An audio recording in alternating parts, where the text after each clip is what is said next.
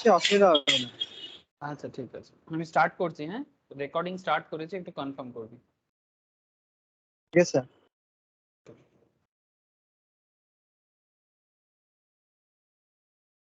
Okay, तो I think recording start हो गया है। हाँ, okay sir, good yes morning, sir, good recording start evening, है। Okay, good evening to all of you sir. अच्छा देखो, तो बेसिकली आज एक फाइनेंशियल मैनेजमेंट के अंदर हम लोग एक फ्रेश कॉन्सेप्ट स्टार्ट करेंगे। ठीक है, जैसे प्रीवियस वीक जो था वो बेसिकली लेवरेज पे चला गया है ना, मतलब हम लोग लेवरेज एंड कैपिटल स्ट्रक्चर के ऊपर काफ़ी डिस्कशंस किए। यस ना, आई थिंक याद है। तो सर आज क्या बताने वाले? सर आज आपको मैं बताऊंगा वर्किंग कैपिटल मैनेजमेंट। ठीक है, आज मैं बताऊंगा आपको वर्किंग कैपिटल मैनेजमेंट, या फिर आप ऐसे बोल सकते हो sir management of working capital. Sir ये मैनेजमेंट ऑफ वर्किंग कैपिटल या वर्किंग कैपिटल मैनेजमेंट, ये जो पर्टिकुलर टॉपिक है ना, ये फाइनेंशियल मैनेजमेंट में तो very very important topic. Sir आप हर टॉपिक को इंपॉर्टेंट बोलते हो। हाँ सर, बोलना ही पड़ेगा ना, अब क्या करें, बिकॉज जैसे हमारे शरीर में each and every parts of our body is important. कोई भी पार्ट अगर खराब रहेगा तो चलेगा क्या? हेलो, क्या नील, इट्स ट्रू और नॉट? हाँ, कि in our body every part is important. अगर एक भी पार्ट कुछ प्रॉब्लम होता है तो हमारा बॉडी काम नहीं करता प्रॉपरली एंड हमें प्रॉब्लम होता है। तो इसी तरह से subject wise, chapter wise each and every chapter का इंपॉर्टेंस है और सबका अपना अपना कॉन्सेप्ट है। तो आज एफएम में जो चैप्टर पढ़ने जा रहे हैं that is management of working capital और वर्किंग कैपिटल मैनेजमेंट। तो इसको ना सर दो मतलब कॉन्सेप्ट में पढ़ेंगे। इसका पहला कॉन्सेप्ट जो है, आज ना पूरा कॉन्सेप्ट क्लियर करेंगे, फिर आपको मैं घर पे कुछ ऐसा लेक्चर शेयर कर दूंगा जिसपे आपको वर्किंग कैपिटल का कैलकुलेशंस, मतलब अलग अलग क्वेश्चंस बहुत होता है यहाँ से, different kind of working capital questions होता है, उसका प्रैक्टिस क्लासेस में आपको शेयर करूंगा, जिसको आपको घर पे क्या करना है, प्रैक्टिस करना है, क्वेश्चन आंसर प्रैक्टिस करना है। ठीक है, लेकिन सर क्वेश्चन आंसर प्रैक्टिस करने से पहले, ठीक है, क्वेश्चन जो है सर वहां पर भी आपको कॉन्सेप्ट क्लियर किया जाता है काफी डिटेल्स में, but important part is that कि अगर आप कॉन्सेप्ट आज क्लियर कर लेते हो तो फिर नेक्स्ट क्लास आप जब भी, मैं जैसे ही आपको क्लासेस वगैरह शेयर करता हूँ, वहां से जब भी आप क्वेश्चन प्रैक्टिस करोगे या केस स्टडीज क्वेश्चन प्रैक्टिस करोगे तो आपको समझ में आ जाएगा, बहुत ही अच्छे से समझ में आ जाएगा। तो सर एक काम करते हैं, चलो वर्किंग कैपिटल मैनेजमेंट को अच्छे से समझते हैं। ठीक है, प्रैक्टिकली और theoretically. Okay, practically as well as theoretically, दोनों एंगल से वर्किंग कैपिटल मैनेजमेंट को हम लोग डिस्कस करेंगे। ठीक है, लेट्स स्टार्ट। स्क्रीन शेयर करते हैं।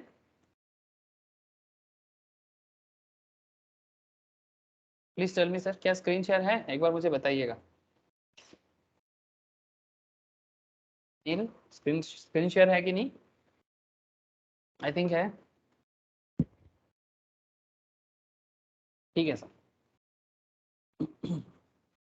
तो sir management of working capital what is this, या फिर ये क्या है, कैसे काम करता है, क्या पढ़ना है? सबसे इंपॉर्टेंट बात, वर्किंग कैपिटल मैनेजमेंट में या फिर मैनेजमेंट ऑफ वर्किंग कैपिटल में आपको क्या जानना जरूरी है? Sir as a chartered accountant, as a company secretary, as a cost and management accounting accountant, as a MBA, ठीक है, as a MBA, as a BBA student, ठीक है, और बीकॉम ऑल्सो ऑब्वियसली। ठीक है, तो बीकॉम हो, बीबीए हो ग्रेजुएट लेवल में, मास्टर्स लेवल में एमबीए हो, एमकॉम हो, और प्रोफेशनल लेवल में सीए हो, सीएस हो, सीएमए। फाइनेंस तो हर जगह में पढ़ना पड़ता है, और जहाँ जहाँ फाइनेंस पढ़ना पड़ता है वहाँ वहाँ मैनेजमेंट ऑफ वर्किंग कैपिटल भी जानना जरूरी है। बिकॉज कहीं ना कहीं जब आप कंपनी में एक फाइनेंस मैनेजर की तरह हैसियत से काम करोगे तो आपको ये सब डिटेल्स जानकारी लेना जरूरी पड़ जाता है। So that's why we must know everything. ठीक है सर, क्या पढ़ना है और इसको पढ़ने से, वर्किंग कैपिटल मैनेजमेंट पढ़ने से क्या बेनिफिट है?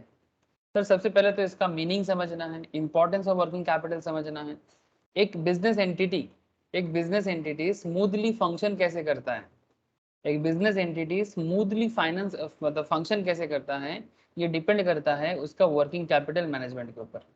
सर नाम सुन के आपको नहीं लग रहा है, वर्किंग कैपिटल मतलब काम करने के लिए जो पूंजी बिजनेस को चाहिए होता है। हाँ, नील का आवाज नहीं आ रहा है, बट मैं नील को एक सवाल करना चाहूंगा। नील मुझे बता कि अगर आपको कोई बिजनेस करना है आज के डेट में, ठीक है, तो आपको जो वर्किंग कैपिटल है, मतलब इसका क्या है, वर्किंग कैपिटल का मतलब, सर वर्किंग कैपिटल का मतलब ये है कि से फॉर एग्जांपल आपको एक day to day business activity को चलाने के लिए, ठीक है, day to day business activity को चलाने के लिए, या फिर हम लोग ऐसे भी बोलते हैं current asset minus current liability, ठीक है, that is also working capital. Day to day business activity के लिए आपके पास ना हमेशा एक कैपिटल का फ्लो होना चाहिए, and that capital flow is working capital, which is your working fund for the day to day business operation, ठीक है। तो डे टू डे बिजनेस को ऑपरेट करने के लिए आपके पास एक हमेशा स्मूथ फ्लो होना चाहिए बिजनेस एंटिटी का, चाहे आप रिलायंस हो, चाहे आप कोई भी XYZ लिमिटेड हो, फर्क नहीं पड़ता, but you must have a proper work capital management flow, and वो इंपॉर्टेंट बात है सर, ठीक है। तो स्मूथ फंक्शनिंग ऑफ एंटिटी अगर कैसे करना है, अगर आप एक एंटरप्रेन्योर हो, ठीक है, चाहे आप प्रोफेशनल पढ़ाई ना करो, चाहे आप बीकॉम वगैरह ना करो, बट अगर आप एक सिंपल बिजनेसमैन हो या एक एंटरप्रेन्योर या एंटरप्रेन्योर हो, तो भी आपको ये समझना बहुत जरूरी है। Understanding the factors which determining the working capital, ऐसा क्या क्या फैक्टर है जो वर्किंग कैपिटल को डिटरमाइन करते हैं। Learning the methods of estimating working capital, sir working capital business में कितना चाहिए, ठीक है, बेसिकली बैंक लोन के लिए जाना पड़ता है सर, जब वर्किंग कैपिटल का जरूरत पड़ता है ना, तो बैंक लोन के लिए बैंक फाइनेंस के लिए जाना पड़ता है, और बैंक फाइनेंस में जाने के लिए आपको वर्किंग कैपिटल का मेथड्स, मतलब मेथड्स यूज करके आपको वर्किंग कैपिटल कैलकुलेशन करके जाना पड़ेगा, किसके पास, बैंक के पास। कौन तैयार करके देता है, sir obviously chartered accountant, cost accountant, है ना, जिनको बिजनेस का प्रॉपर नॉलेज हो, अकाउंट्स कॉस्टिंग का नॉलेज हो, वही आपको वर्किंग कैपिटल मैनेजमेंट कैलकुलेट करके फिर आपको बताते हैं कि भाई मतलब how do you calculate working capital. इसका एक पूरा केस स्टडीज है सर, ठीक है, इसमें मैं कोको कोला का केस स्टडीज भी यूज किया, ठीक है, ये आप देख सकते हैं, ठीक है। कोको कोला दिखाई दे रहा है क्या, नील, क्या नील कनेक्टेड है, नील रास्ते में है बोला, ठीक है सर। कोका कोला कंपनी, इसका वर्किंग कैपिटल का एक पूरा फ्लो यहाँ पर दिया हुआ है, फ्रॉम 2014 टू 2018 तक का फ्लो है, ठीक है, जिसमें आप देख सकते हो किस तरह से धीरे धीरे इसका working capital rising over the years, ठीक है, working capital rising over the years, that's a very important part sir. Business में धीरे धीरे पूंजी बढ़ता है, वर्किंग कैपिटल का फ्लो बढ़ता है, ठीक है, और वो बिजनेस को धीरे धीरे क्या करता है, मजबूत करता है। जब जब बिजनेस में वर्किंग कैपिटल की कमती हो जाए ना, तब तब समझ लेना कि कुछ तो गड़बड़ चल रहा है, क्योंकि कैपिटल का फ्लो प्रॉपर मैनेज नहीं होगा, मतलब कुछ तो प्रॉब्लम है, ठीक है, कुछ तो प्रॉब्लम है। सो ठीक है सर, आएंगे कोको कोला पे भी आएंगे, नो डोंट वरी सर। अच्छा, और क्या जानना पड़ेगा सर, हमें ये भी जानना है कि कैसे एस्टिमेट करना है, understanding the various components of working capital with its management, management के साथ वर्किंग कैपिटल कंपोनेंट्स का क्या अंडरस्टैंडिंग है, understanding methods of receivable management, ठीक है, रिसीवेबल मतलब डेटर्स, मतलब बिजनेस क्रेडिट पे प्रोडक्ट बेचता है ना, सर्विस बेचता है, कोई भी बिजनेस, ठीक है, आप कोई भी बिजनेस उठा लो, रिलायंस हो या टाटा हो या कोई भी बिजनेस, वो क्रेडिट में सामान जरूर बेचता है सर, जिसको हम लोग प्यार से क्रेडिटर भी कहते हैं, है ना। तो क्रेडिटर जब बिजनेस में, सॉरी डेटर बोलते हैं, जब क्रेडिट में कोई सामान हम लोग बेचते हैं, क्रेडिट सेल होता है, तो जब क्रेडिट सेल होगा तो डेटर क्रिएट होता है, जब बिजनेस क्रेडिट में सेल करेगा तो डेटर क्रिएट होता है, और उस डेटर को मैनेज करने को कहता है रिसीवेबल मैनेजमेंट, ठीक है। बहुत लोग सिर्फ रिसीवेबल मैनेजमेंट में ही अलग से कोर्स करता है आगे जाके, ठीक है, specialised course on receivable management, ठीक है, ये सब IIM IIT वगैरह में अलग से करवाया जाता है, ठीक है। लेकिन अगर आप अभी से समझ के जाते हो as a chartered, as a CMA, as a CS, और क्या जरूरत है sir. Understand the methods of receivable management, learning the methods of evaluating receivables and implementation of credit policy। मतलब अगर आपको रिसीवेबल मैनेजमेंट पता चल जाए ना, तो कंपनी में क्रेडिट पॉलिसी क्या होना चाहिए, credit policy in the sense मतलब किसको कितना लोन देना है, ठीक है, किसको कितना लोन प्रोवाइड करना है, या किसको कितना क्रेडिट पे प्रोडक्ट बेचना है कि नहीं, ठीक है, क्रेडिट सेल करना है कि नहीं, लोन देना है कि नहीं, ये सभी चीज डिपेंड करता है कंपनी के फाइनेंस मैनेजर के ऊपर कि वो रिसीवेबल्स को इवेल्युएट कैसे कर रहा है, ठीक है। जैसे बैंक में भी जो बैंक लोन प्रोवाइड करते हैं, ठीक है, जिसको भी बैंक लोन देता है वही बैंक का क्या होता है, कस्टमर्स होते हैं। अब बैंक अपने कस्टमर्स को लोन देगा कि नहीं देगा, ये भी बैंक के क्रेडिट पॉलिसी पे डिपेंड करता है। तो ये क्रेडिट पॉलिसी डिटरमाइन करके bank basically working capital management को ही काम करता है, ठीक है। इसके अलावा रिसीवेबल तो है ही, इसके अलावा sir there is a cash management also, ठीक है। मैनेजमेंट ऑफ ट्रेजरी भी कहते हैं इसको, मैनेजमेंट ऑफ ट्रेजरी। एक बिजनेस अपने ट्रेजरी को कैसे मैनेज करेगा या कैश को कैसे मैनेज करेगा, ये डिपेंड करता है ट्रेजरी मैनेजमेंट पे या कैश मैनेजमेंट पे, ठीक है सर। क्या नील तू कनेक्टेड है? नील का आवाज मुझे नहीं आ रहा है, इसलिए मैं बीच बीच में थोड़ा पूछ रहा हूँ।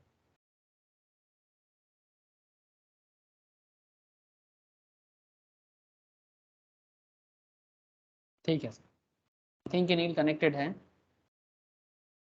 अच्छा, learning the various sources of working capital finance, कहाँ कहाँ से आप वर्किंग कैपिटल फाइनेंस कर सकते हो, किस तरह से आप बैंक लोन प्रोवाइड करा सकते हो, ठीक है। अलग अलग कमिटी हमारे देश में बना हुआ है कि किस तरह से बिजनेस को वर्किंग कैपिटल फाइनेंस किया जा सकता है, उसमें बैंक क्या रोल प्ले करेगा और बैंक को क्या चेक करना है, ठीक है। इसके अलावा you must know the optimal inventory level and management of payables, ठीक है। अभी इन्वेंट्री मैनेजमेंट जो है ये बेसिकली कॉस्टिंग का भी पार्ट है, ठीक है। आप लोग इन्वेंट्री मैनेजमेंट अगर पढ़े हैं, कॉस्टिंग का क्लास मैम के पास अगर आप करते हो या किए होंगे, तो आप वहाँ पर देखिएगा, आप लोग EOQ चैप्टर पढ़ते हो, इकोनॉमिक ऑर्डर क्वांटिटी या इन्वेंट्री मैनेजमेंट, ठीक है। तो वहाँ पर ये सब चीज़ पढ़ा जाता है कि इन्वेंट्री मैनेजमेंट के अंदर भी इसका कॉन्सेप्ट का डिस्कशन होता है, ठीक है। अगर नहीं किए तो मैं मैम को बोलूँगा आपको EOQ का क्लास शेयर कर देगा, तो फिर आपको बहुत अच्छा सुविधा हो जाएगा, ठीक है सर। धीरे धीरे सारा कॉन्सेप्ट क्लियर हो जाएगा। लेकिन आप देखो कि एक बिजनेस को किस तरह से वर्किंग कैपिटल मैनेज करना होता है, और वर्किंग कैपिटल को मैनेज करने के लिए बिजनेस को क्या क्या रास्ता से गुजरना पड़ता है। Just look at sir determinants of working capital, estimation of working capital cycle, ठीक है। जब हम लोग डिटरमिनेंट्स ऑफ वर्किंग कैपिटल में बात किए, तो इसके अंदर कैश और ट्रेजरी मैनेजमेंट का एक मैटर आता है, ठीक है, कि बिजनेस कैसे अपना कैश को मैनेज करता है। It's a very very interesting part. Functions of treasury department, treasury management, cash management models, ठीक है, इसके ऊपर अलग से डिस्कशन होगा। अच्छा, रिसीवेबल मैनेजमेंट, जिसके अंदर कंपनी का डेटर मैनेजमेंट का पार्ट है, जिसमें कंपनी का factors determining credit policy, financing of receivables, मतलब बैंक कंपनी किस तरह से अपना डेटर से पैसा लेगा, उसका मॉनिटरिंग कैसे करेगा, ठीक है, उसके बारे में बोला है। तो जो पेबल मैनेजमेंट का भी पार्ट है, ठीक है। पेबल मैनेजमेंट मतलब जिससे कंपनी को पैसा मिलेगा, ठीक है, कंपनी सॉरी जिसको कंपनी को देना है या लेना है, ठीक है। तो वो पेबल और रिसीवेबल दोनों साथ साथ काम करेगा, ठीक है। पेबल रिसीवेबल मतलब कंपनी को देना भी है और कंपनी को लेना भी है, डेटर से लेगा क्रेडिटर को देगा। तो ये सभी चीज कंपनी अपना कैश को किस तरह से इस पूरा साइकिल को मैनेज करेगा, इसके लिए आपको वर्किंग कैपिटल साइकिल में बताया जाएगा कि कब कब कंपनी अपना पैसा किस तरह से अपना वर्किंग कैपिटल का फ्लो करता है, फ्रॉम रॉ मटेरियल से लेके एकदम डेटर क्रेडिटर से कलेक्शन और पेमेंट तक का, ठीक है। तो इसका पूरा कॉन्सेप्ट आपको estimation of working capital cycle, inventory management, payables management and working capital finance, मतलब बिजनेस को रन कराने के लिए किस तरह से वर्किंग कैपिटल का फाइनेंस होता है, बैंक कैसे आपको लोन प्रोवाइड करता है, ये सभी चीज सिखाया जाता है सर, ठीक है। तो ये बहुत ही एक प्रैक्टिकल कॉन्सेप्ट वाला एक पेपर है, ठीक है, जिसको कुछ यूनिट से डिवाइड किया गया है। मतलब बेसिकली ये जो पूरा वर्किंग कैपिटल कॉन्सेप्ट है, जिसको 5-6 यूनिट में अलग अलग तरह से समझाया जाता है, ठीक है। जैसे आप देख सकते हैं यहाँ पर यूनिट 1 जो है, इसको introduction to working capital management के नाम पे, जो जिसके बारे में अभी आज का क्लास में चर्चा करूंगा। फिर धीरे धीरे मैं आपके साथ ट्रेजरी एंड कैश मैनेजमेंट में डिस्कस करूंगा, मैनेजमेंट ऑफ इन्वेंट्री में डिस्कस करूंगा, मैनेजमेंट ऑफ रिसीवेबल्स में डिस्कस करूंगा, मैनेजमेंट ऑफ पेबल्स पे डिस्कस करूंगा, and financing of working capital पे डिस्कस करूंगा, ठीक है। तो जर्नी अभी चलेगा, मैं आपको बहुत सारा क्लास भी शेयर करूंगा, जिसके अंदर अलग अलग क्वेश्चन मिलेगा आपको, जो सभी चैप्टर्स को कवर करते हुए क्वेश्चन आंसर आपको करने का मौका मिलेगा, ठीक है सर। ओके सर, अगर आप ध्यान से देखें introduction to working capital management, ठीक है, तो इसके अंदर हम लोग क्या जानेंगे, ठीक है। तो सर एक चीज देखो, इन अकाउंटिंग टर्म, अगर हम अकाउंटिंग टर्म के हिसाब से बताएं, working capital is defined as the difference between current assets and current liability. Working capital current assets और करंट लायबिलिटी का डिफरेंस है। If we break down the components of working capital and we will find working capital equals to current asset minus current liability. Sir मैं धीरे धीरे जब आपको question answer कराऊंगा, ठीक है, लिख लिख के कराऊंगा, आपको कॉन्सेप्ट धीरे धीरे क्लियर हो जाएगा कि करंट एसेट करंट लायबिलिटी का डिफरेंस क्या है और उसको वर्किंग कैपिटल से क्यों डिनोट किया जा रहा है, ठीक है। तो सबसे पहले तो आपको समझना पड़ेगा बचपन वाला अकाउंटिंग कॉन्सेप्ट, करंट एसेट्स क्या है। सर ऐसे तो आप लोग ऐसे ही गिना सकते हो मेरे को, करंट एसेट्स है ना, करंट एसेट मतलब कैश होता है, करंट एसेट मतलब स्टॉक होता है, करंट एसेट मतलब डेटर होता है ना, जो कंपनी फास्ट फास्ट मार्केट से क्या कर सकते हैं, जो कंपनी के पास बहुत ही फास्ट फास्ट एसेट को वो एसेट में वो कैश में कन्वर्ट कर सकते हैं, है ना, बहुत ही जल्दी वो एसेट में कैश में कन्वर्ट कर सकते हैं, ऐसे एसेट्स को करंट एसेट्स कहते हैं, है ना। जिसमें आप जिसके अंदर शेयर सिक्योरिटीज हो सकता है, ठीक है, जिसके अंदर कैश तो है ही, डेटर है मतलब जो मार्केट में आपका सेल पड़ा हुआ है, क्रेडिट सेल, जिनसे आपको पैसा मिलने वाला है, ठीक है। लाइबिलिटी मतलब जो पैसा आपको मार्केट में देना है, ठीक है। तो current assets and current liability का जो गैप है, इसी को वर्किंग कैपिटल कहा जाता है।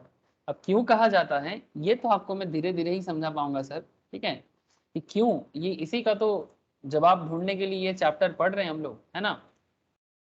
अगर मैं कोई कंपनी को एनालिसिस करने के लिए बैठ जाऊं, ठीक है, जैसे चलो मैं आपको ब्रिटानिया ब्रिटानिया आज डिविडेंड देने के लिए बात कर रहे हैं। आप लोग ब्रिटानिया बिस्किट तो खाए होंगे सब, हाँ। ये वर्किंग कैपिटल मैनेजमेंट के अंदर मैंने एक केस स्टडीज भी किया ब्रिटानिया और बेस फार्म में, ठीक है। आप लोगों को मैं जब क्लासेस और शेयर करूंगा तो उसमें आप देखिएगा क्वेश्चन आंसर शेयर किया हुआ है वर्किंग कैपिटल साइकिल के ऊपर है, specially Britannia versus base farm, ठीक है। तो बेस फार्म तो अभी स्टॉक मार्केट में नहीं है, but Britannia is in the stock market, ठीक है। तो आप देख सकते हैं यहाँ पर ये ब्रिटानिया है, और ब्रिटानिया बहुत ही बड़ा बिस्किट्स और बेकरी बिजनेस है सर। इसका अगर मैं फाइनेंशियल चेक कराऊँ आपको तो आप देख सकते हैं यहाँ पर कि कंपनी का, अगर मैं बैलेंस शीट में चले जाऊँ तो यहाँ पर भी आपको कंपनी का current assets and current liability दोनों दिखेगा। जस्ट लुक एट हियर, ये ब्रिटानिया का करेंट एसेट्स है और ये ब्रिटानिया का करेंट लायबिलिटी है। अब ईयर टू ईयर भी आप देख सकते हो कि कितना उसको पेमेंट करना है ब्रिटानिया कंपनी को मार्केट में। पेबल मतलब जो कंपनी को देना है दूसरे को, और एसेट्स मतलब जो कंपनी को मिलने वाला है या मिला है, ठीक है। इसमें कैश एंड शॉर्ट टर्म देखो आप, करेंट एसेट्स क्या है प्रैक्टिकली देखो, है ना, शेयर मार्केट एनालिसिस की वजह से देखो, cash and short term investment, ठीक है, जो कंपनी का शॉर्ट टर्म इन्वेस्टमेंट है, जो जिसको कंपनी बहुत ही इजीली कैश में कन्वर्ट कर सकते हैं बहुत जल्दी जल्दी। टोटल रिसीवेबल जो कंपनी को मार्केट से मिलने वाला है, ठीक है। इन्वेंट्री जो कंपनी के पास स्टॉक है, मतलब जिसको कंपनी सेल करके मार्केट से कैश निकाल लेगा, ठीक है। और कुछ और अदर करंट एसेट्स जो ऊपर के कैटेगरीज में फिट नहीं होता है, ठीक है। बाकी करंट एसेट्स के अंदर आपका सॉरी, अब लायबिलिटी पे देखो तो मार्केट में कंपनी का पेबल कितना है, ठीक है, मार्केट में कंपनी का करेंट पेबल कितना है, करेंट लायबिलिटीज कितना है, देखो current liabilities in the sense जो कंपनी को पे करना है, ठीक है। तो करेंट लायबिलिटी कंपनी का है 3614 करोड़ के आसपास का लायबिलिटी है, जो कंपनी को अभी पे करना होगा मार्केट में विद इन 1 ईयर, ठीक है। आप ऐसा मान के चल सकते हो कि बहुत ही फास्ट फास्ट जल्दी जल्दी कंपनी को मार्केट में पे करना है। तो ये जो मार्केट में लोगों को पे करना है, कंपनी को किसी को पे करना है, चाहे वो बैंक हो, कोई क्रेडिटर हो जिनसे रॉ मटेरियल लिया है वो हो, ठीक है, जिसको पे करना है और जिनसे मिलने वाला है, इसका जो गैप है इसको मेंटेन करना ही कंपनी का सबसे बड़ा काम है सर, ठीक है। तभी जाके एक स्मूथ वे से आप एक यूनिट को चला सकते हो। तो वर्किंग कैपिटल क्या हो गया, करेंट एसेट्स और करेंट लायबिलिटी का डिफरेंस। धीरे धीरे समझ में आ जाएगा कि कैसे ये काम करेगा, ठीक है।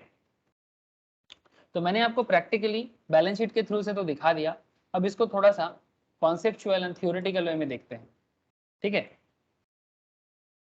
Sir current assets, an asset is classified as current, एक एसेट को करंट क्यों कहा जाता है, चलो कोर एरिया में बात करते हैं, ठीक है।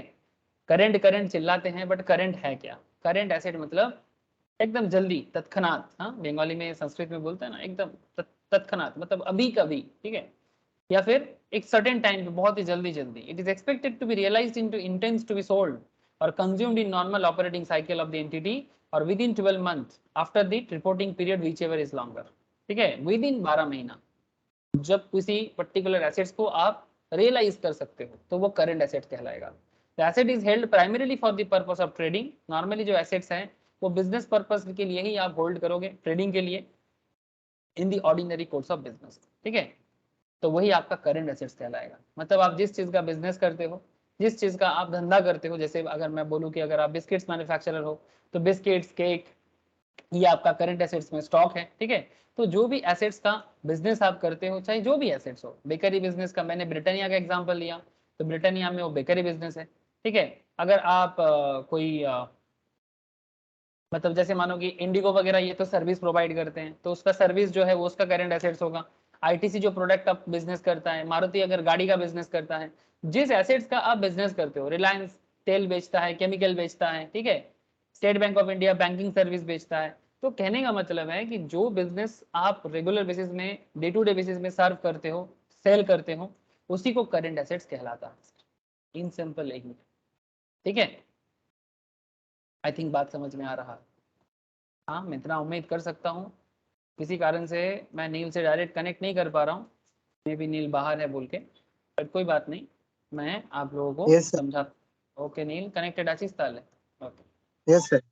Okay sir. The asset is held primarily for the purpose of trading in the ordinary course of. So for the purpose of working capital management, current assets of an entity can be grouped into following categories. Working capital purpose में हम लोग current assets को grouping करेंगे। जैसे एक inventory level, inventory के अंदर क्या आता है, रॉ मटेरियल आता है, WIP आता है, फिनिश गुड्स आता है, मतलब बिजनेस के अंदर जो भी प्रोडक्ट रॉ मटेरियल के तौर पे आ रहा है, वर्क इन प्रोग्रेस पे जो है, और जो गुड्स फिनिश्ड हो चुका है, ठीक है। इसको एक इजीएस्ट वे में समझाने के लिए मैं आपको थोड़ा एक दूसरा एग्जांपल लेता हूँ। बेकरी एग्जांपल भी ले सकता हूँ, बट बेकरी से बेहतर होगा क्यों ना आपको मैं एक रियल एस्टेट कंपनी के बारे में बताऊँ।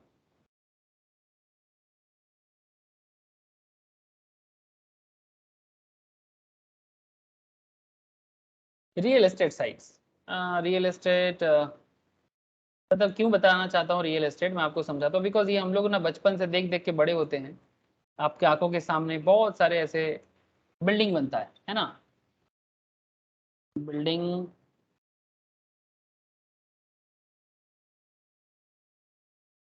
कंस्ट्रक्ट, मतलब अंडर कंस्ट्रक्शन बिल्डिंग। मैं बेसिकली अंडर कंस्ट्रक्शन बिल्डिंग चाहता हूँ, अंडर कंस्ट्रक्शन साइट। चलो, अंडर कंस्ट्रक्शन साइट से बहुत सारा एग्जाम्पल मैं दे सकता हूँ आपको।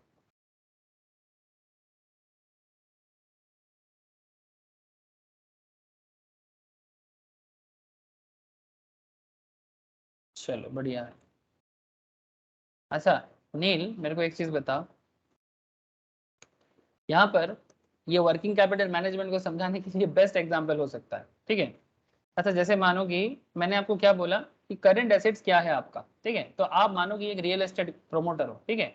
आपका काम होता है ऐसे बिल्डिंग बना के सेल करना, तो बिल्डिंग आपके लिए करंट एसेट्स है, बिकॉज आप बिल्डिंग आपके लिए एक प्रोडक्ट की तरह है, बिल्डिंग आपके लिए गुड्स की तरह है, ठीक है। आप दूसरे लोगों के साथ कंपेयर मत करो, नॉर्मल लोग बिल्डिंग लेके उसको एसेट मानते हैं, लेकिन अगर आप प्रोमोटर हो तो आपके लिए बिल्डिंग, अगर आप एक प्रोमोटर हो तो आपके लिए बिल्डिंग जो है वो करंट एसेट्स हो जाएगा, ठीक है।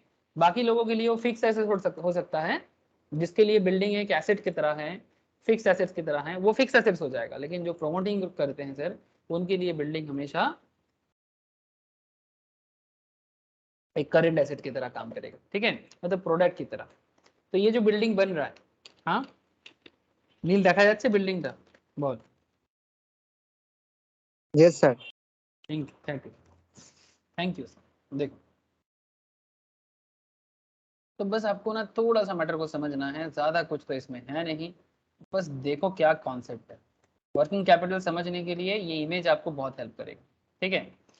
अच्छा मैंने अभी आपको एक चीज बताया कि सर, कि आपका जो वर्किंग कैपिटल है उसमें रॉ मटेरियल या इन्वेंट्री, ठीक है। तो सर आप बिल्डिंग बनाते हो, है ना, तो बिल्डिंग ही आपका स्टॉक रहेगा, है ना, बिल्डिंग आपका इन्वेंट्री है। लेकिन इन्वेंट्री के अंदर क्या क्या हो सकता है, raw material, work in process and finish goods, ठीक है। आप कौन हो सर, आप एक रियल एस्टेट बिल्डर हो, आप एक रियल एस्टेट बिल्डर हो या फिर आप बिल्डिंग बनाते हो। आजकल तो गांव गांव में भी चालू हो गया है, और जो लोग सिटी से हैं या शहर से हैं उनको पता है कि किस तरह से प्रमोटिंग करके घर बनाया जाता है। तो जस्ट टेल मी कि ये क्या है नील, ये WIP में है, ये भी WIP में है, मतलब वर्क इन प्रोग्रेस में है, और ये भी बिल्डिंग आपने ही बनाया बट ये फिनिश्ड है, ओके, Yes, sir. है ना। यहाँ पर ये फ्लैट कंप्लीट हो चुका है, आप पार्टी ढूंढ के बेच सकते हो, ठीक है। लेकिन ये जो दोनों बिल्डिंग है, ये आपका एक यूनिट 1 है और ये आपका यूनिट 2 है, ठीक है। ये दोनों यूनिट आपका वर्क इन प्रोग्रेस में, ठीक है। और देखो अब अभी भी काम जो चल रहा है उसके लिए आपके पास क्या है, रॉ मटेरियल्स है बिल्डिंग बनाने के लिए जो चाहिए, सैंड, ठीक है, ब्रिक्स, सीमेंट्स, ठीक है, ये सब आपके लिए चाहिए, है ना। तो ये सब लेके आप क्या करने बैठ गए सर, ये सब लेके आप बिजनेस करने बैठ गए, ठीक है। तो ये हो गया आपका इन्वेंट्री। इन्वेंट्री में क्या क्या आ गया फिर, इन्वेंट्री में क्या क्या आ गया, रॉ मटेरियल आ गया, वर्क इन प्रोसेस में जो भी है आपका वो आ गया, और जो फिनिश हो चुका है वो भी आ गया, ठीक है। फिनिश फिनिश भी आपका स्टॉक है ना, बिकॉज फिनिश होके जो बिल्डिंग पड़ा हुआ है उसको भी तो सेल करोगे मार्केट में, है ना, उसी को तो सेल करोगे, ठीक है। तो ये जैसे मानो ये बिल्डिंग बन चुका है, ठीक है, अब यहाँ पर अगर किसी को फ्लैट खरीदना है तो वो खरीद लेगा, ठीक है, फिनिश्ड हो चुका है। ये भी ऑलमोस्ट फिनिशिंग फिनिशिंग स्टेज में है ना, ढलाई वगैरह सब हो चुका है, ऑलमोस्ट फिनिशिंग स्टेज में है ये भी। ये सब आपका इन्वेंट्री कहलाएगा, ये सब आपका इन्वेंट्री कहलाएगा। वेरी गुड सर, आइए आपकी समझ में आ रहा है। अब receivables, trade receivables and bills receivables. Sir trade receivables या बिल्स रिसीवेबल्स क्या है। सर आप रियल एस्टेट बिल्डर हो, अब एक बिल्डर के लिए मार्केट से क्या पैसा मिलेगा इनको, जिनको ये बिल्डिंग बेचेगा उनसे पैसा मिलेगा, यस और नो।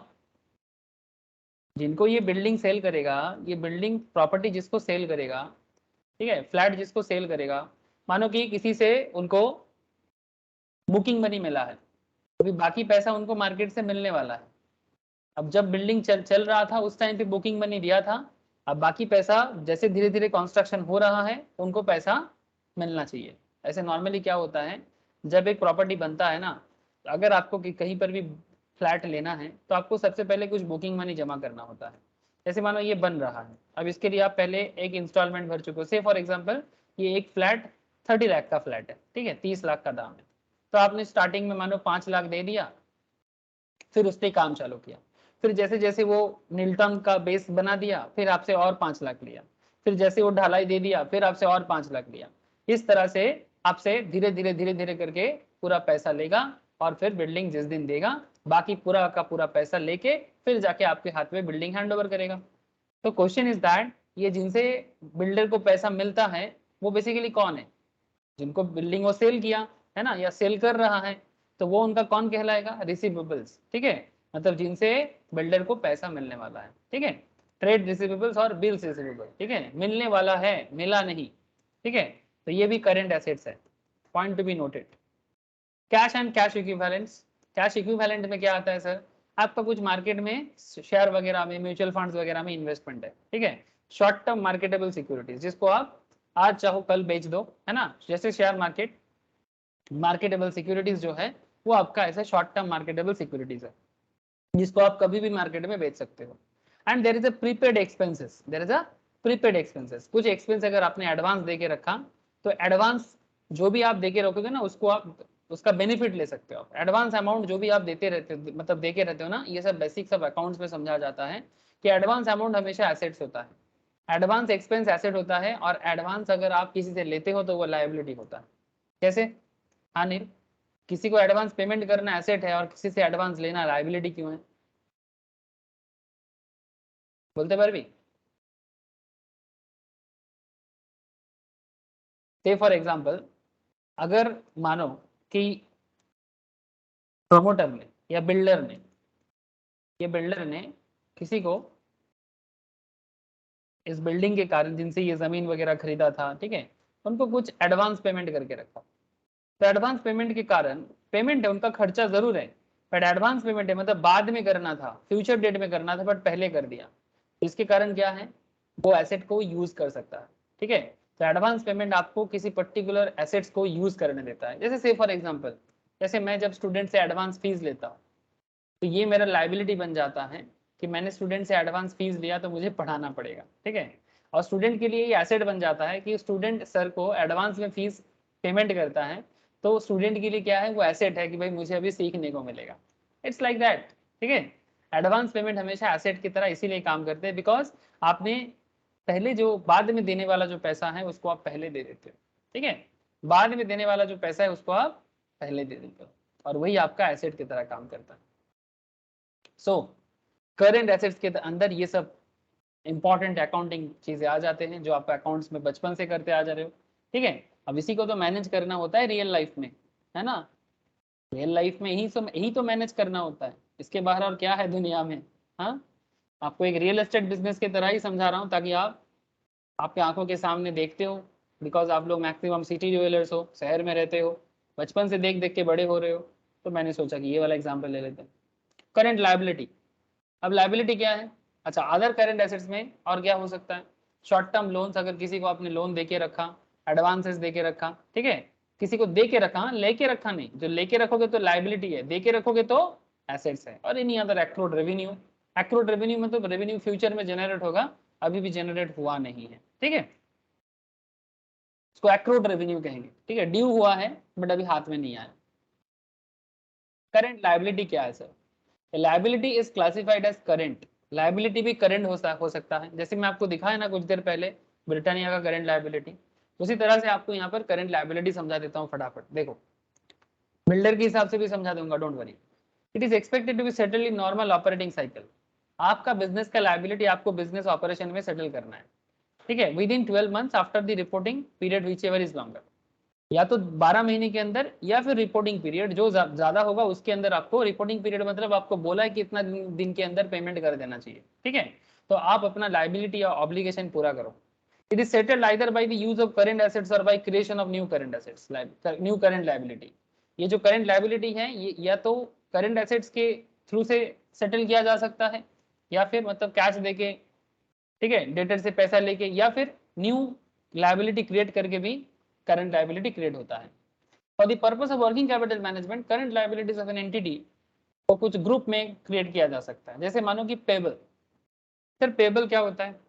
सर आपका मार्केट में लोन हो सकता है ना, शॉर्ट टर्म लोन, या फिर आप किसी से क्रेडिट पे लेते हो, जैसे मानो एक बिल्डर के तौर पे अगर हम सोचे, एक बिल्डर मार्केट में क्या करता है, एक बिल्डर मार्केट में क्या करता है, जिससे ये सीमेंट लिया या बालू, है ना, या बाली, जिसको हम लोग बंगाली में बाली, हिंदी में बालू, इंग्लिश में सैंड, जो भी बोलो, ठीक है, किसी से ब्रिक्स लिया, किसी से सीमेंट लिया, किसी से चिप्स लिया, है ना, चिप्स बोलते हैं ना सब, तो यही तो चाहिए बिल्डिंग बनाने के लिए। अब ये सब अगर वो क्रेडिट पे लेता है, क्रेडिट पे ले रहा है मतलब पेमेंट अभी पूरा नहीं कर रहे, धीरे धीरे करेगा, तो जो धीरे धीरे पे करेगा उसको क्या बोलेंगे? Trade payable. नील बुझे अच्छे तो? हाँ नील बोल, समझ में आ रहा है कि नहीं? Yes sir.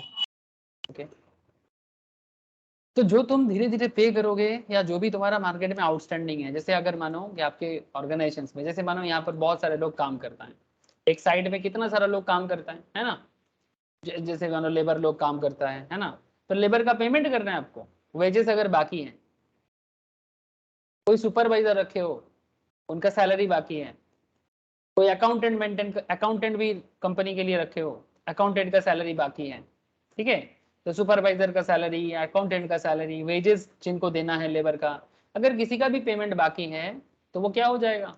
Current liability. तो इसको क्या कहते हैं? आउटस्टैंडिंग पेमेंट्स, या फिर कोई अदर एक्सपेंसेस जो पेमेंट करना चाहिए था बट आपने अभी तक किया नहीं। ओवरहेड्स में क्या आ सकता है? ये सब कॉस्टिंग में भी समझाया जाता है। ओवरहेड्स के अंदर इनडायरेक्ट एक्सपेंसेस, इस पूरा काम को करने के लिए अगर आपका कुछ ओवरहेड एक्सपेंसेस होता है, जैसे मानो इलेक्ट्रिसिटी वगैरह, टेलीफोन एक्सपेंस वगैरह, है ना, जो इस पर्टिकुलर काम को करने के लिए आपका होता है, ठीक है, वाटर एक्सपेंसेस, ठीक है, ये बहुत सारा एक्सपेंसेस आपका हो सकता है इस पर्टिकुलर प्रोजेक्ट को कंप्लीट करने के लिए, जो ओवरहेड एक्सपेंसेस है, जो दिखता नहीं है डायरेक्टली बट वो है, ठीक है, ओवरहेड, ठीक है, तो इसीलिए ओवरहेड कहा जाता है, that is indirect expenses for the maintaining of this business. एक ऑफिस भी चलाते हो, उसका रेंट भी लेते हो, है ना, ये सब ओवरहेड में चला जाएगा, ठीक है, तो ओवरहेड एक्सपेंस भी आपका अगर कुछ भी बाकी है, ठीक है, अगर ओवरहेड एक्सपेंस में भी कुछ बाकी है तो वो भी आपका क्या हो जाएगा? शॉर्ट टर्म लायबिलिटी है तो वो भी आपका लायबिलिटी हो जाएगा। आई थिंक आपको बहुत ही अच्छे से समझ में आ रहा है सर, आना भी चाहिए, बिकॉज मैंने वर्किंग कैपिटल के लिए एकदम सिंपल एक आइडिया चूज किया जो हम लोग डे टू डे बेसिस में देखते हैं। पता नहीं मैंने ऐसे रैंडमली सोचा बता देते हैं। मैं सोचा पहले आपको बेकरी का एग्जांपल दूं, फिर सोचा कि बेकरी बिजनेस के बारे में हो सकता है आप लोगों को डे टू डे आइडिया ना हो, है ना, बट रियल एस्टेट आजकल सबको बहुत ही, specially city people, they know very well. Other current liability may also include short-term borrowing, current portion of long-term debt, short-term provisions what are payables within the 12 months. ठीक है, जो payment आपको 12 महीने में करना है, as provisions for taxes etcetera, tax का provisions वगैरह भी अगर कुछ है वो भी आपको शॉर्ट टर्म में पे करना होता है ना। तो जीएसटी वगैरह वो भी लाइबिलिटी में आ सकता है। ठीक है, तो basically whatever we be short term liability you have to pay, whatever be your obligations जो आपको पे करना है, वो सभी चीज करंट लाइबिलिटी का पार्ट होता है। ठीक है, तो करंट एसेट्स और करंट लाइबिलिटी का पहचान अगर हो गया तो वर्किंग कैपिटल मैनेजमेंट में और क्या देरी करना। In process which is designed to ensure that an organization operates efficiently by monitoring and utilizing its current assets and current liabilities to the best effect. Primary objective is to enable a company maintaining sufficient cash flow. Primary object क्या होता है finance manager का, कि वो sufficient cash flow कर पाए अपने business में. In order to meet that, it is day-to-day operating expenses and short-term obligations. Point to be noted. Cash flow क्यों चाहिए होता है? आप लोग कैश फ्लो स्टेटमेंट भी करते हो, है ना? कैश फ्लो स्टेटमेंट में भी 3 तरह का स्टेटमेंट बनाया जाता है कैश फ्लो के अंदर, operating expenses, financial expenses, investment वगैरह। ठीक है, आप ऑपरेट करने के लिए क्या कर रहे हो? ठीक है, ऑपरेटिंग एक्टिविटी, फाइनेंशियल एक्टिविटी मतलब कहां से पैसे जुगाड़ करोगे, और इन्वेस्टिंग एक्टिविटी। ठीक है, तो basically operate, finance and investing, इन तीनों कॉन्सेप्ट के लिए बनाया जाता है ना कैश फ्लो। जब आप लोग कैश फ्लो करोगे या कर ऑलरेडी कर चुके हो मैम के पास, ठीक है, तब आप देखोगे कि हमेशा आपका 3 चीज होता है। ये देखो सर, ये देखो, ये कंपनी का कैश फ्लो है। कैश फ्लो में आपको 3 तरह का एक्टिविटी दिखेगा, cash from investing activity, cash from financing activity, ठीक है, और कैश फ्रॉम ऑपरेटिंग एक्टिविटी। ठीक है, तो बिजनेस को ऑपरेट करने के लिए कैश का जरूरत, बिजनेस पे इन्वेस्ट करने के लिए कैश का जरूरत, और इस जरूरत को पूरा करने के लिए फाइनेंसिंग एक्टिविटी, मतलब पैसा जुगाड़ करो और उसका इंटरेस्ट भरो। ठीक है, चाहे बैंक लोन हो, इक्विटी शेयर हो, जो भी फाइनेंसिंग एक्टिविटी जहां से पैसा जुगाड़ होता है, तभी तो फाइनेंशियल मैनेजमेंट पढ़ा जाता है, जुगाड़। ठीक है, फाइनेंशियल मैनेजमेंट इसलिए पढ़ा जाता है सर, जुगाड़ करके इन बिजनेस बनाना। तो cash from operating, cash from investing and cash from financing. ठीक है, तो इन्वेस्ट करके जुगाड़ करो, फाइनेंस करके जुगाड़ करो, ऑपरेटिंग करके जुगाड़ करो, कहीं से भी कैश का फ्लो प्रॉपर होना चाहिए। और कैश का फ्लो प्रॉपर होने के लिए आपका वर्किंग कैपिटल, आप देख सकते हैं यहाँ पर, जस्ट लुक एट हियर, जैसे मैंने आपको 3 तरह का कैश फ्लो के बारे में बताया। ठीक है, फिर आप यहाँ पर देख सकते हैं वर्किंग कैपिटल के बारे में डिटेल्स दिया हुआ है कि changes in working capital positive या नेगेटिव में शो होता है। मतलब नेगेटिव है तो पैसे का जरूरत है, पॉजिटिव है तो पैसा सफिशिएंट है, आप आगे काम लेके जा सकते हो। ठीक है, so this kind of concept is there, जो आप कैश फ्लो के अंदर आपको मैं डिटेल्स में बाकी बात करूंगा, या फिर अगर आप कर चुके हो मैम के पास तो भी आप देख मतलब ऑलरेडी देख चुके होंगे, है ना। तो और उसके बाद आप अपने बिजनेस में एक्सपेंडिचर करोगे। तो वर्किंग कैपिटल के साथ कैश फ्लो का भी कनेक्टिविटी जोड़ दिया आपने, है ना। तो क्या मजेदार पॉइंट है ना सर, कि एक एक पॉइंट सब कनेक्टेड है। ठीक है, ऐसा नहीं कि एक सीख गया तो दूसरा नहीं सीखना है। मैं आपको बोला ना, हमारे शरीर का हर एक पार्ट सही होना जरूरी होता है, शरीर को ठीक रखनी है। वैसा ही बिजनेस रिलेटेड हर एक मैटर, फाइनेंशियल मैटर हो या accounting matter, each and every matter business को प्रॉपरली मेंटेन करना चाहिए ताकि बिजनेस प्रॉपरली मेंटेन हो। ठीक है, The concept of working capital can also be explained through 2 angles, ठीक है, जिसमें एक है वैल्यू एंगल और एक है टाइम एंगल। जब वैल्यू बेसिस में बात करते हैं तो ग्रॉस और नेट, और जब टाइम बेसिस पे बात करते हैं तो परमानेंट एंड फ्लक्चुएटिंग। ठीक है, आगे बताते हैं सर कि ग्रॉस क्या है, नेट क्या है, और परमानेंट क्या है, और फ्लक्चुएटिंग क्या है। चलो पहले वैल्यू समझ लेते हैं कि what is value working capital. From the value point of view, working capital can be defined as gross working capital और net working capital। जब value point of view से बात करेंगे तो working capital को या तो value gross working capital बोलेंगे या तो net working capital बोलेंगे। Gross refers to the firm's investment in current asset। Gross का मतलब होता है कि बिजनेस ने current assets पे कितना इन्वेस्ट किया, current asset in the sense cash, stock, ठीक है, डेटर वगैरह में कितना पैसा फंसाया। और net working capital refers to difference between current asset and current liability. ठीक है, करंट एसेट से करंट लायबिलिटी का डिफरेंस जितना है वो हो जाता है नेट वर्किंग कैपिटल। मैं आपको आगे आगे समझाता हूँ। Positive working capital indicates the company's ability to pay its short term liability. अगर कंपनी का वर्किंग कैपिटल पॉजिटिव होता है, ठीक है, मतलब difference between current assets and current liability, मतलब एसेट से लायबिलिटी को हटाने के बाद अगर बिजनेस में पॉजिटिव दिख रहा है, वर्किंग कैपिटल अगर पॉजिटिव दिख रहा है, इसका मतलब फार्म के पास शॉर्ट टर्म लायबिलिटी चुकता करने का ताकत है। ठीक है, क्रेडिटवर्दीनेस अच्छा है. On the other hand negative working capital shows inability of an entity to meet its short term obligations. अगर कंपनी का वर्किंग कैपिटल नेगेटिव है, इसका मतलब कंपनी शॉर्ट टर्म में अपना जो भी लायबिलिटी है वो रीपे करने में दिक्कत में आ जाएगा. ठीक है, सिंपल बात है. This is a value. अब टाइम बेसिस में बात करें सर, ये सब जो मैं आपको समझा रहा हूँ ना, ये सब चीजें आगे आगे मैं क्वेश्चन आंसर के फॉर्मेट में भी समझाया. ठीक है, एग्जाम्पल के थ्रू से जो क्लासेस वगैरह मैं आपको शेयर करूंगा working capital related, must go through each and every class properly, because वहां पर प्रैक्टिकली हर एक चीज मैंने समझा के रखा. यहाँ पर जैसे मैं थ्योरेटिकल और कॉन्सेप्चुअली बात कर रहा हूँ, वहां पर मैं कॉन्सेप्चुअली एंड कैलकुलेशन वे में बात किया. सो प्लीज सर, इतना मैं आपसे उम्मीद कर ही सकता हूँ आप लोगों से कि आप लोग जरूर देखोगे. जो लोग अभी लाइव क्लास नहीं कर रहे हैं उनके लिए भी बोल रहा हूँ, must go through sir. Sir time, from the point of view of time working capital can be divided into two category, permanent and fluctuating. Sir ये क्या है? टाइम के बेसिस में भी working capital, yes sir, time के basis में भी working capital. Permanent and fluctuating capital sir क्या है, देख लेते हैं sir. Permanent working capital refers to the base working capital, which is the minimum level of investment in the current assets that is carried by the entity at all times to carry its day-to-day activities. It generally stays invested in the business unless the operation are scaled up or down permanently. Point to be noted, sir. Permanent working capital एक base working capital की तरह होता है, which is the minimum level of investment. Company में business एक minimum investment करेगा, ठीक है, अपने ही business पे एक minimum investment करेगा, किसमें? current assets में. ठीक है, मतलब कैश, स्टॉक, डेटर वगैरह में.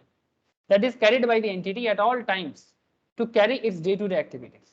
हमेशा उसको एक्टिविटी को यूज करेगा और अपने day to day business activity को चलाने के लिए. इट जनरली स्टेड इन्वेस्टमेंट, और कंपनी में तब तक इन्वेस्टमेंट बनता रहेगा जब तक बिजनेस स्केल्ड अप हो. स्केल्ड अप मतलब प्रॉफिटेबल, या फिर डाउन, या फिर बिजनेस खत्म के कगार में ना आ जाए permanently, which would also result in, अब जैसे वो परमानेंट अगर वो डाउन भी हो जाए तब तक वो टिक के रहेगा अपने बिजनेस में कैपिटल डाल के, which would also result in increase और decrease in permanent working capital. ठीक है, अगर प्रॉफिटेबल रहेगा तो कैपिटल बढ़ेगा, नेगेटिव में जाएगा तो धीरे धीरे कैपिटल खत्म हो जाएगा. तो इसीलिए इस कॉन्सेप्ट में working capital, permanent working capital increase भी हो सकता है, डिक्रीज भी हो सकता है. It is generally finance by long term source of finance. इस तरह का जो कॉन्सेप्ट है इसको हमेशा long term source of finance के थ्रू से ही पैसा डाला जाता है. लॉन्ग टर्म मतलब लॉन्ग टर्म लोन, इतना समझ सकते हो. लॉन्ग टर्म लोन हो, लॉन्ग टर्म इक्विटी हो, लॉन्ग टर्म प्रेफरेंस हो. ठीक है, लॉन्ग टर्म फाइनेंस मतलब लंबा समय के लिए पैसा वापस करने का वादा करना. 2 साल, 4 साल, 5 साल बाद धीरे धीरे रीपे होगा, 10 साल. टेम्पोररी वर्किंग कैपिटल, तो ये हो गया परमानेंट. अब टेम्पोररी क्या है? So temporary working capital refers to that part of working capital which is required by an entity in addition to the permanent working capital. Permanent के साथ साथ उसको चाहिए. ठीक है, it is also called variable or fluctuating working capital which is used to finance the short term working capital requirement. business में जो short term business का requirement होता है which arises due to fluctuation in sales volume. अगर business में अचानक sales volume fluctuate करता है, for example an organization should maintain increased level of inventory to meet increased seasonal demand. है ना, बिजनेस में कभी कभी देखिएगा सीजनल डिमांड होता है, तो सीजनल डिमांड को फुलफिल करने के लिए बिजनेस के पास एक्स्ट्रा पैसा भी चाहिए, कैपिटल चाहिए, ताकि वो समय में अपना डिमांड को फुलफिल करने के लिए सप्लाई बढ़ा सके. ठीक है, सिंपल है ना. सीजनल डिमांड, जैसे दुर्गा पूजा के टाइम पे कोई बिजनेस जो है उसका सीजनल डिमांड आ जाता है, तो उसको फुलफिल करने के लिए बिजनेस के पास एक्स्ट्रा कैपिटल होना चाहिए. Neel, are you connected now? Connected Ashish? Yes sir. तो আমি বলতে চাইছি टेम्पोररी वर्किंग कैपिटल जो है सर, क्या सीजनल रिक्वायरमेंट को फुलफिल करने के लिए बिजनेस के पास कैपिटल जरूरी है? Yes sir. यस ना, एग्जैक्टली. ठीक है, जब भी हर एक बिजनेस का अपना अपना सीजन हो सकता है ना. जैसे कपड़ा बिजनेस का सीजन अलग हो सकता है, पेप्सी कोको कोला का अलग सीजन हो सकता है. तो एक्स्ट्रा सीजन में सीजनल टाइम पे एक्स्ट्रा लोड को मेंटेन करने के लिए आपको एक्स्ट्रा कैपिटल भी चाहिए. That is called temporary working capital. ठीक है, to meet the levels of inventory, to meet increase seasonal demand. यहाँ पर एक ग्राफ के थ्रू से आपको मैं इतना समझा सकता हूँ कि परमानेंट और टेम्पोररी कैसे होता है. परमानेंट मतलब फिक्स्ड, है ना, कि बिजनेस में लंबा समय के लिए आपको इतना पैसा डाल के बिजनेस करना है. देखो सर, वर्किंग कैपिटल का अकाउंट है। से फॉर एग्जांपल आपको बिजनेस में एक सर्टेन अमाउंट लेके आपको बिजनेस में आना है, ठीक है। आपने सोचा कि मैं 50 लाख बिजनेस में एक साल के लिए इन्वेस्ट करके रखूंगा, 50 लाख, ठीक है। जो आपका 50 लाख परमानेंट कैपिटल है। अब परमानेंट कैपिटल धीरे धीरे खत्म भी हो सकता है और धीरे धीरे बढ़ भी सकता है, लेकिन टाइम के साथ साथ आपका ये टेम्पोररी कैपिटल जो है वो साइड बाय साइड चाहिए, वही परमानेंट के साइड बाय साइड। कभी टेम्पोररी कैपिटल आपका बढ़ भी सकता है, कभी गिर भी सकता है। सीजन जब आएगा बढ़ जाएगा, सीजन जब खत्म हो जाएगा गिर जाएगा, फिर सीजन के टाइम पे फिर से बढ़ जाएगा, ठीक है। सिमिलरली परमानेंट कैपिटल, जैसे यहाँ पर आपने फ्लैट देखा फिक्स टाइप में, वैसा परमानेंट थोड़ा सा लीनियर ग्रोथ में भी हो सकता है। ये लीनियर में स्टेट में था, यहाँ पर थोड़ा सा लीनियर में ही है बट ग्रोथ के साथ। मतलब आपने स्टार्ट किया था 50 लाख से, फिर धीरे धीरे आप इसको बढ़ा रहे हो, ठीक है। 50 के बाद फिर 10 लाख, फिर 10 लाख, फिर इस तरह से आपका ईयर ऑन ईयर बढ़ रहा है कि हर साल मैं 10-10 करके बढ़ाते जाऊंगा। और साथ साथ में आपका टेम्पोररी कैपिटल भी बिजनेस में as per the time, as per the need up and down होता रहता है, ठीक है। तो this is the concept of temporary and permanent working capital. I hope clear है। Yes sir. Okay. Working capital permanent and fluctuating are necessary to facilitate production and sales through operating cycle. ठीक है, दोनों तरह का capital जरूरी होता है business के लिए। अब मैं आपको सिग्निफिकेंस ऑफ वर्किंग कैपिटल समझाने वाला हूँ, वर्किंग कैपिटल का इंपॉर्टेंस क्यों है, और इसको समझाने के लिए मैं कुछ केस स्टडीज करूंगा आपके साथ, ठीक है, और कुछ कैलकुलेशन भी देखूंगा। चलो देखते हैं। इंटरेस्टिंग है, कोको कोला के बारे में बात करना है।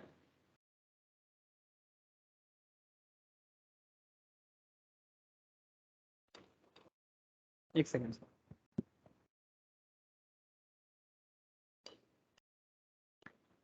देखो sir, how do you calculate working capital. Sir calculation का तो मैं आपको कम से कम 10-12 क्लास दूंगा, ठीक है, जिसमें आपको वेराइटीज ऑफ क्वेश्चन प्रैक्टिस करने को मिलेगा, ठीक है। नहीं, must go through sir each and every type of question. Varieties of question होता है क्योंकि कैश मैनेजमेंट का अलग है, रिसीवेबल का अलग है, ठीक है, फिर आपका वर्किंग कैपिटल मेथड्स अलग अलग होता है, ठीक है।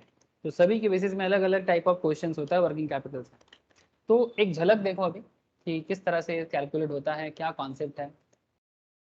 सर वर्किंग कैपिटल रिप्रेजेंट, एक चीज कॉमन है सर, हर चीज में एक चीज कॉमन है, current assets minus current liability. ये आपको हर जगह देखने को मिलेगा कि एसेट से लायबिलिटी हटाओ, बीच का जो भी है वो आपका कैपिटल है, ठीक है, working capital. So working capital represents a company's ability to pay its current liability. So what is working capital? Simple, working capital क्या रिप्रेजेंट करता है? कंपनी का ability to pay its current liability with its current assets, ठीक है। Company अपना current liability को पे कर सकता है कि नहीं कर सकता है अपने करंट एसेट्स के थ्रू से, वही उसका वर्किंग कैपिटल कॉन्सेप्ट है। दिस फिगर गिव्स इन्वेस्टर्स, ये जो फिगर मिलता है ना वर्किंग कैपिटल का, इससे इन्वेस्टर्स को क्या पता चलता है? The figure gives investors an indication of the company short term financial health. Company का वर्किंग कैपिटल अगर पॉजिटिव है तो आपको कंपनी का शॉर्ट टर्म फाइनेंशियल हेल्थ के बारे में पता चलता है, ठीक है। Capacity to clear its debts within a year and operational efficiency, मतलब बिजनेस का ऑपरेशनल एफिशिएंसी भी आपको पता चलता है कि बिजनेस ऑपरेशनल एफिशिएंसी अच्छा है कि बुरा है। से फॉर एग्जांपल मैं आपको किसके बारे में दिखाऊं, आपको एचडीएफसी बैंक के बारे में दिखाऊं। चलो देखते हैं, इसका कैश फ्लो में चलेंगे तो आपको दिखाई देगा।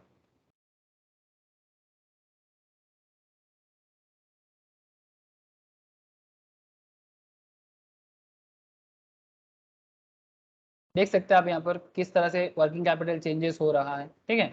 अभी धीरे धीरे मैं आपको सब समझाऊंगा, जब आप लोग कैश फ्लो स्टेटमेंट भी कंप्लीट कर लोगे ना साइड बाय साइड, तो आपको ये भी पता चल जाएगा कि इस तरह से नेगेटिव पॉजिटिव के थ्रू से आपको क्या पता कर चलना है, ठीक है। सो ठीक है, अभी मैं मेन पॉइंट पे फोकस करता हूँ, फिर मैं धीरे धीरे आपको बताता हूँ। नील कैश फ्लो করেছিস ম্যামের কাছে? यस सर, कैश फ्लो করেছি। में दिक्कत नहीं होगा। Working capital is the difference between companies current assets and current liability, है ना। अब जैसे आप लोग नेक्स्ट क्लास करोगे ना, धीरे धीरे जो प्रैक्टिकल क्लासेस करोगे वहां पर ये करंट एसेट्स करंट लायबिलिटी के ऊपर ढेर सारा कॉन्सेप्ट और क्वेश्चन भी करा हुआ है, वो भी जरूर गो थ्रू करना। The challenge here is to determining the proper category for the vast array of assets and liabilities on a corporate balance sheet. और ये सारा डिटेल्स आपको बैलेंस शीट में मिल जाएगा. So as to decipher the overall health of a company and its ability to meet short term commitments. Basically company का health कैसा है, company अपना शॉर्ट टर्म जो कमिटमेंट है उसको कैसे फुलफिल कर रहा है, यही आपका वर्किंग कैपिटल का सबसे बड़ा इंपॉर्टेंस है. ठीक है, I hope you understand the need of working capital और इंपॉर्टेंस ऑफ वर्किंग कैपिटल. अब देखो धीरे धीरे मैं आपको समझाता हूँ. Working capital is the amount of available capital that a company can readily use for day-to-day operation. ठीक है, working capital is the amount of available capital that a company can readily use for day-to-day operations. It represents the company's liquidity, operational efficiency, and short-term financial health. To calculate working capital, subtract a company's current liability from its current assets. ये तो simple तौर पे बता रहा है, but इतना simple नहीं है हमेशा. उसके लिए आपको बहुत सारा डिटेल्स देख के फिर जाके आप माइनस कर सकते हो. Positive amount of working capital, अगर बिजनेस में वर्किंग कैपिटल पॉजिटिव है, इसका मतलब है company can meet its short term liabilities and continue its day to day operations. Current ratio, that is current asset divide by current liability. Current ratio कैसे आता है, current asset by current liability करके आपको current ratio आता है. इसका और एक नाम है सर लिक्विडिटी रेशियो. सर जिस बिजनेस में करंट रेशियो या liquidity ratio, it's a very very famous ratio. ये रेशियो एनालिसिस चैप्टर में भी सिखाया जाता है. नॉर्मली जो लोग अकाउंट्स का क्लास करते हैं मैम के पास, मेरे पास जो लोग फंडामेंटल ऑफ शेयर मार्केट का पढ़ाई करता है, उनको ये सब चीज बहुत ही डिटेल्स में अंडरस्टैंडिंग करवाया जाता है. ठीक है, रेशियो एनालिसिस. ठीक है, फाइनेंस का भी पार्ट है और अकाउंट्स का भी पार्ट है और शेयर मार्केट एनालिसिस का भी पार्ट है.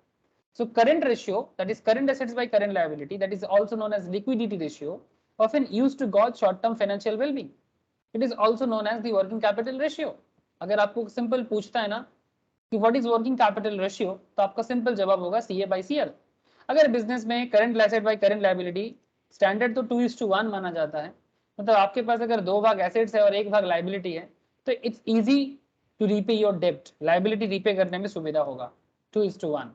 ठीक है, लेकिन आपका एसेट जितना कम होता जाएगा और लायबिलिटी जितना बढ़ता जाएगा, आपका कंसर्न उतना बढ़ता जाएगा. ठीक है, तो इसीलिए वर्किंग कैपिटल रेशियो भी कहा जाता है current assets by current liability को. That is also known as current ratio और liquidity ratio.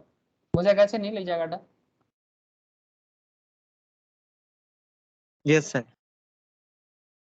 Working capital, that is components of working capital, जिसमें करंट एसेट्स क्या है आई ऑलरेडी डिस्कस. अब यहाँ पर थोड़ा इसका यूज देखते हैं करंट एसेट्स के बारे में. और मैं क्या बताऊं, स्टार्टिंग में मैं आपको करंट एसेट्स में ही सारा का सारा समय दिया. Current assets are assets that a company can easily turn into cash within 1 year or one business cycle, whichever is less. They do not include long term or illiquid investments such as hedge fund, real estate, collectibles.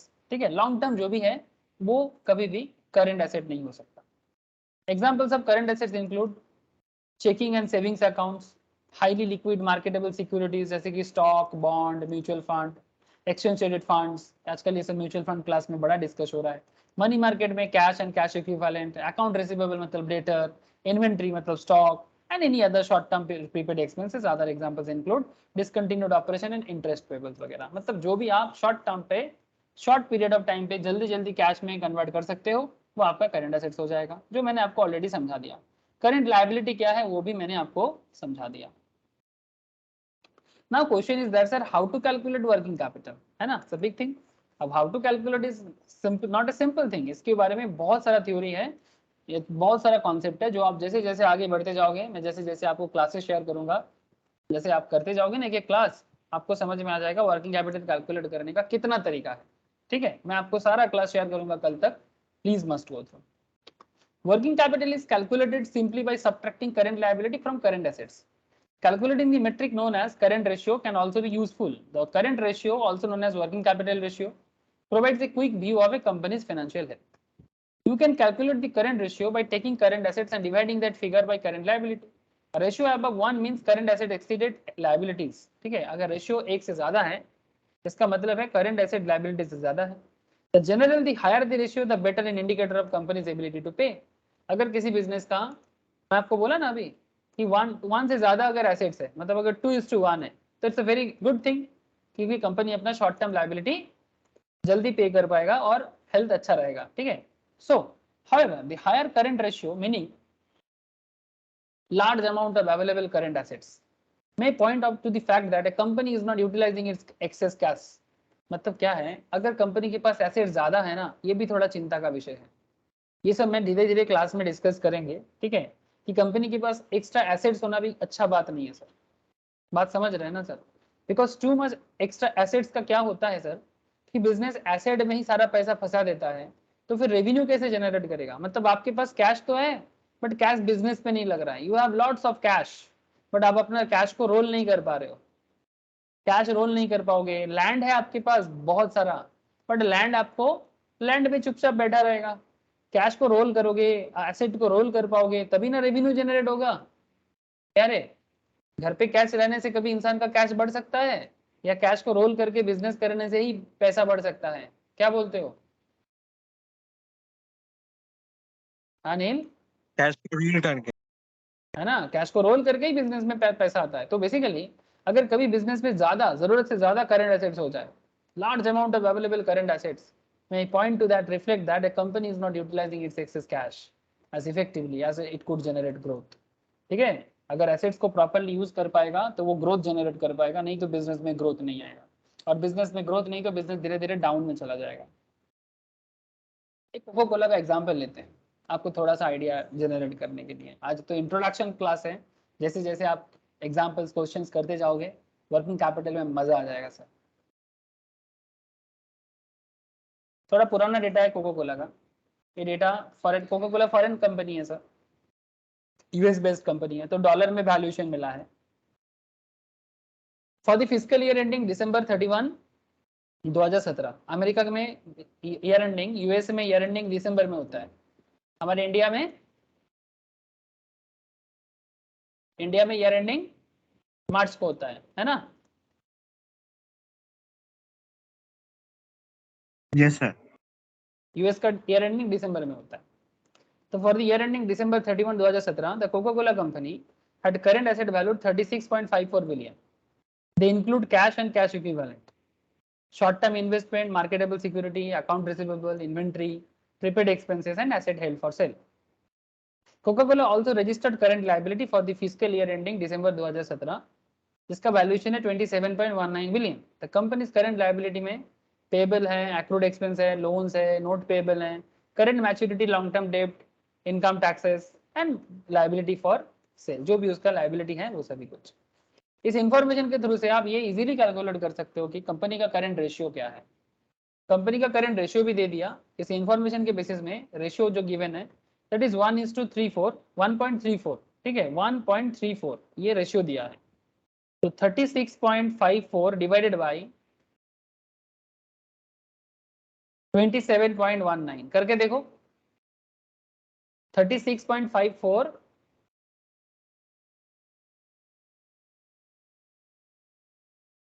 36.54 divided by 27 point कितना है, 19।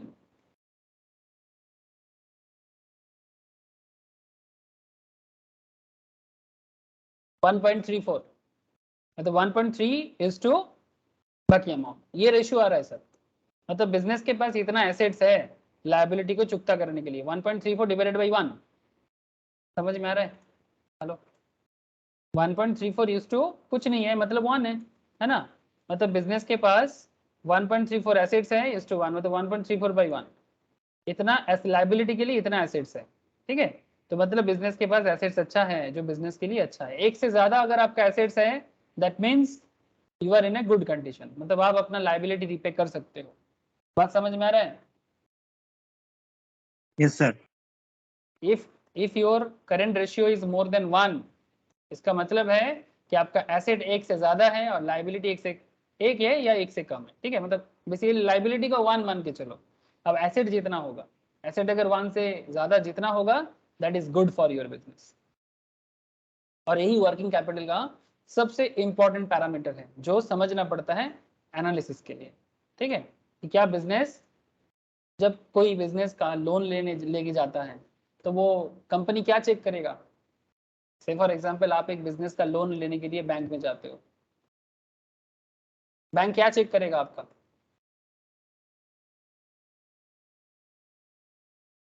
बोलो। Loan repay power, sir है ना? দেখবে যে আমি payment করতে পারি কিনা পরে যদি নিই। यस, मतलब आपका रेगुलर कैश का फ्लो अच्छा है कि नहीं, है ना? और दूसरा आपके पास एसेट का फ्लो अच्छा है कि नहीं, है ना? मतलब अगर अगर लाइबिलिटी 1 है तो आपका एसेट कम से कम 1.34 या जो भी हो 1 से ज्यादा होना चाहिए, तभी ना बैंक आपको फाइनेंस करेगा बिजनेस के लिए, है ना? सब्सिडी लोन है तो अलग बात, मतलब स्टार्टअप है सब्सिडी लोन सरकार से मिल रहा है वो अलग बात है, बट एक बिजनेस एसेट के हिसाब से अगर आप जाओगे लोन लेने के लिए तो आपका वर्किंग कैपिटल प्रॉपर वे से चेक करके तभी जाके बैंक आपको लोन देता है कि आप इतना दिन तक किस तरह से परफॉर्म किए हो और आगे कैसे परफॉर्म करोगे। तो वर्किंग कैपिटल का इंपॉर्टेंस ये सब मैटर एनालिसिस करने के लिए बहुत ही इंपॉर्टेंट कॉन्सेप्ट है। Does working capital change?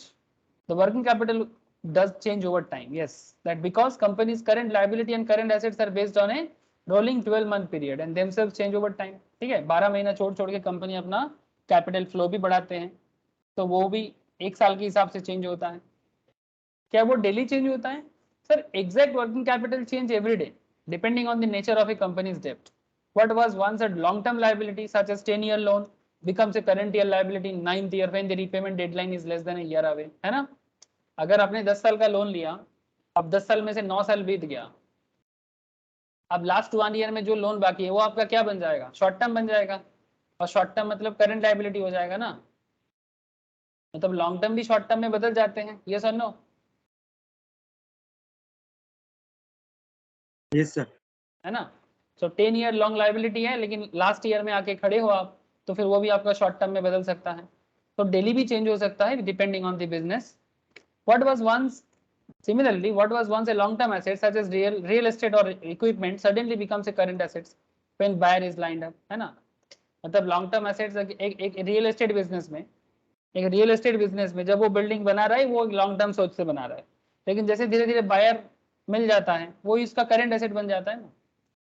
आप सोचो जस्ट एक बार, जैसे मैं ये एग्जांपल आपको शुरू में ही ले रहा था, ये बिल्डर ने बिल्डिंग को 5 साल 6 साल से बना रहा है, ठीक है, लेकिन जैसे ही बिल्डिंग बन चुका, बायर आके खड़ा हो गया, ये इनका लॉन्ग टर्म एसेट था, है ना? अब जब बिल्डिंग कंप्लीट हो गया, बायर लाइन दे दिया, अब तो शॉर्ट टर्म हो जाएगा,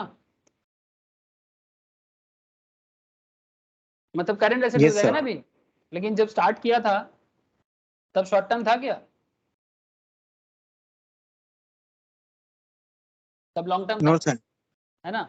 तो वही बात है कि रियल एस्टेट का एग्जांपल इसीलिए मैंने स्टार्टिंग में भी लिया है. Current assets can be write off. Yes, current asset working capital cannot be depreciated the way long term fixed assets are. Certain working capital जैसे कि inventory may lose value or even written off, but that is not recorded as depreciation. ठीक है, वो आगे आगे जब question कराएंगे ना आप लोगों को, उसमें आपको समझ में आएगा कि कैसे कैसे राइट ऑफ होता है. Working capital can only be expensed immediately as one time cost to match the revenue they help generate in the period. Asset can be devalued. Asset का value devalued भी होता है. While it can be lose its value to depreciation over time, working capital may be devalued when some assets have to be mark to market. मतलब market का daily changes के हिसाब से उसका वैल्यू चेंज हो सकता है, ठीक है. जैसे बिल्डिंग वगैरह का वैल्यू अगर चेंज हो जाए तो मार्क टू मार्केट हो जाएगा ना.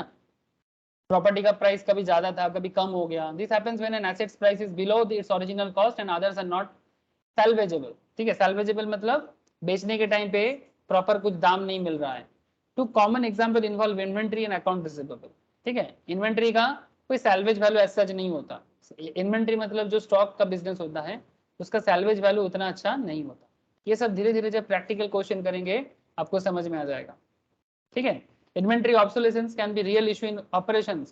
When that happens, the market for the inventory has priced it lower than the inventory's initial purchase value, as recorded in a company's books. To reflect current market condition and use the lower cost of market method, a company marks the inventory down, resulting in a loss of value in working capital. ये जो भी बात मैं आगे कर रहा हूँ ना, ये सभी आपको जब आप प्रैक्टिकल क्वेश्चन करेंगे धीरे धीरे, तभी आपको धीरे धीरे समझ में आएगा, ठीक है. मैं यहाँ पर नोट्स के अंदर दे तो दिया, बट मुझे पता है कि इसको अभी समझना आपके लिए थोड़ा दिक्कत हो सकता है, ठीक है. तो वो चीज़ आपको कैसे समझ में आएगा, जैसे जैसे आप लोग कैलकुलेशन प्रैक्टिकल सीखते जाओगे धीरे धीरे समझ में आ जाएगा. यहाँ पर मैंने कोको कोला का किस तरह से working capital over the year बढ़ा है उसी का एक 2014 से 18 का डेटा दिया आपको, ठीक है. तो एक बार आप घर पे ये सब नोट्स को क्या करोगे सर, अच्छे से गो थ्रू करोगे, ठीक है. फिर मैं आप लोगों को प्रैक्टिकल क्वेश्चन सॉल्व मतलब सॉल्व क्वेश्चन का कुछ क्लास मैं आपको शेयर करता हूँ ताकि आप वर्किंग कैपिटल कैलकुलेशन करना सीख जाओ, जो बहुत ही इंपॉर्टेंट है एग्जाम पर्पज के लिए। ठीक है, समझ में आया रे?